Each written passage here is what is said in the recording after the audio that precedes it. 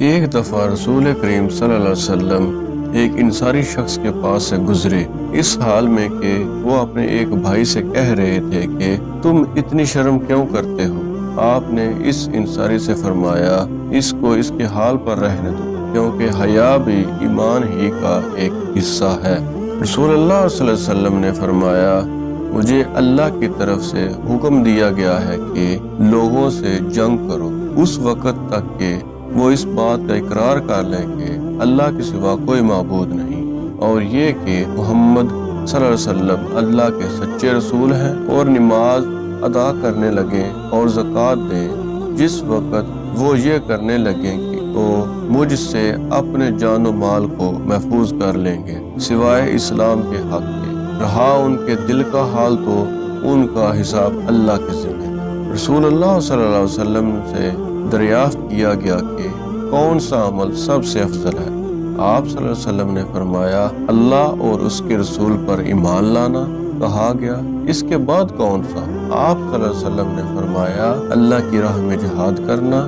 پھر کیا ہے؟ آپ صلی اللہ علیہ وسلم نے فرمایا، حج مبرور۔ رسول اللہ صلی اللہ علیہ وسلم نے چند لوگوں کو کچھ عطیہ دیا اور ساتھ وہاں موجود تھے۔ وہ کہتے ہیں، رسول اللہ صلی اللہ علیہ وسلم نے ان میں سے ایک شخص کو کچھ نہ دیا، حالانکہ وہ ان میں مجھے سب سے زیادہ پسند تھا۔ میں نے کہا، حضور آپ نے فلاں کو کچھ نہ دیا، حالانکہ میں اسے مومن گمان کرتا ہوں۔ آپ نے فرمایا، مومن یا مسلمان؟ میں تھوڑی دیر چپ رہ کر پھر پہلی بات دہرانے لگا۔ حضور صلی اللہ علیہ وسلم نے بھی دوبارہ وہی جواب دیا۔ پھر آپ صلی اللہ علیہ وسلم نے فرمایا کہ اے سعد، باوجود یہ کہ ایک شخص مجھے زیادہ عزیز ہے، پھر بھی میں اسے نظر انداز کر کے کسی اور دوسرے کو اس خوف کی وجہ سے یہ مال دے دیتا ہوں کہ وہ اپنی کمزوری کی وجہ سے اسلام سے پھر جائے اور اللہ اسے آگ میں اندھا ڈال دے۔ اس حدیث کو یونس، صالح، عمر اور زہری کے بھتیجے عبداللہ نے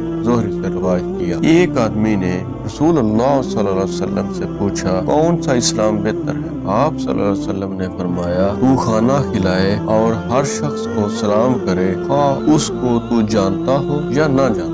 آن حضرت صلی اللہ علیہ وسلم نے فرمایا، مجھے دوزخ دکھلائی گئی تو اس میں زیادہ تر عورتیں تھیں جو کفر کرتی ہیں۔ کہا گیا، حضور کیا وہ اللہ کے ساتھ کفر کرتی ہیں؟ آپ صلی اللہ علیہ وسلم نے فرمایا کہ خداوند کی ناشکری کرتی ہیں اور احسان کی ناشکری کرتی ہیں۔ اگر تم عمر بھر ان میں سے کسی کے ساتھ احسان کرتے رہو، پھر تمہاری طرف سے کبھی کوئی ان کے خیال میں ناگواری کی بات ہو جائے تو فوراً کہہ اٹھے گی کہ میں نے کبھی بھی تجھ سے کوئی بھلائی نہیں دیکھی۔ میں اس شخص حضرت علی رضی اللہ تعالیٰ عنہ کی مدد کرنے کو چلا۔ راستے میں مجھ کو ابو بکرہ ملے۔ پوچھا، کہاں جاتے ہو؟ میں نے کہا، اس شخص حضرت علی رضی اللہ تعالیٰ عنہ کی مدد کرنے کو جاتا ہوں۔ ابو بکرہ نے کہا، اپنے گھر کو لوٹ جاؤ۔ میں نے آن حضرت صلی اللہ علیہ وسلم سے سنا ہے، آپ فرماتے تھے، جب دو مسلمان اپنی اپنی تلواریں لے کر بھیڑ جائیں تو قاتل اور مقتول دونوں دوزخی ہیں۔ میں نے عرض کیا، یا رسول اللہ، قاتل تو خیر ضرور دوزخی ہونا چاہیے، مقتول کیوں؟ فرمایا، وہ بھی اپنے ساتھی کو مار ڈالنے کے حرص رکھتا تھا، موقع پاتا تو وہ اسے ضرور قتل کر دیتا۔ دل کے عزم سمیم پر وہ دوزخی ہوا۔ میں ابو ذر تھے، زبزہ میں ملا، وہ ایک جوڑا پہنے ہوئے تھے، ان کا غلام بھی جوڑا پہنے ہوئے تھا۔ میں نے اس کا سبب دریافت کیا تو کہنے لگے کہ میں نے ایک شخص یعنی غلام کو برا بھلا کہا تھا اور اس کی ماں کی غیرت دلائی یعنی گالی دی، تو رسول اللہ صلی اللہ علیہ وسلم نے یہ معلوم کر کے مجھ سے فرمایا، اے ابو ذر، تو نے اسے ماں کے نام سے غیرت دلائی ہے، بے شک تجھ میں ابھی کچھ زمانہ جاہلیت کا اثر باقی ہے۔ یاد رکھو، ماتحت لوگ تمہارے بھائی ہیں، اللہ نے اپنی کسی مصلحت کی بنا پر انہیں تمہارے قبضے میں دے رکھا ہے۔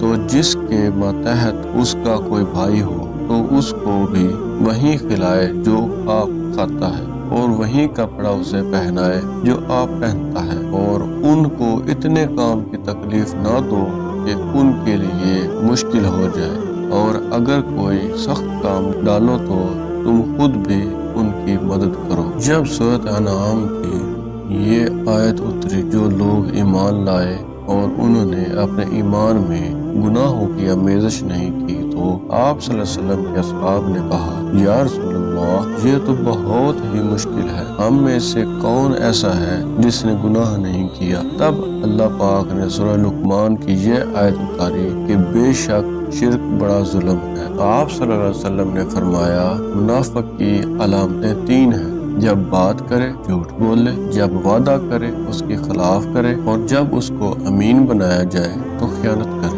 رسول اللہ صلی اللہ علیہ وسلم نے فرمایا 4 عادتیں جس کسی میں ہوں وہ خالص منافق ہے، اور جس کسی میں ان 4 میں سے ایک عادت ہو تو وہ بھی نفاق ہی ہے، جب تک اسے نہ چھوڑ دے۔ وہ یہ ہے جب اسے امین بنایا جائے تو امانت میں خیانت کرے، اور جب وہ بات کرتے وقت جھوٹ بولے، اور جب کسی سے عہد کرے تو اسے پورا نہ کرے، اور جب کسی سے لڑے تو گالیوں پر اتر آئے۔ اس حدیث کو شعبہ نے بھی سفیان کے ساتھ حامیش سے روایت کیا۔